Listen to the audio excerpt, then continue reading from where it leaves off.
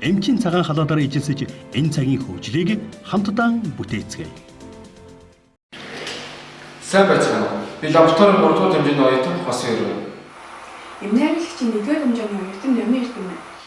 Сэргэгчийн 2 дугаар дамжаагийн оюутан Оюун Жаргалгай. Анаагийн 2 дугаар дамжаагийн оюутан Сонирхол байна. Их Баярхайн 2 дугаар дамжаагийн оюутан Хүслэн байна.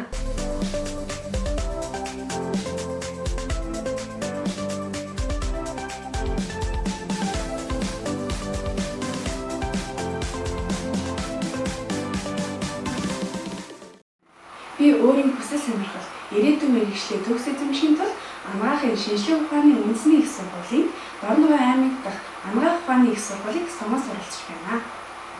Энэхүү сургуулийг зориг эрх суралцах болсон шалтгаан нь нэг түрүүнд эмнэлгийн дөөрэмийн сургалтын орчин, найрсаг хамгаалан, мэргэжлийн өдөр чадвартай багш, оюутан хөгжих хөтөлбөрийг тасралтгүй явуулдаг нь өөрийн хүссэн мэргэжлээрээ суралцах боломжийг нээж өгдөг.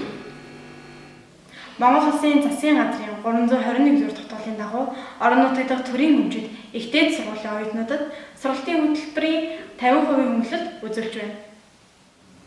Энэхүү хөнгөлөлт нь оюутан бидний явд санхүүгийн болон эдийн засгийн маш том дэмжлэг үзүүлж байна.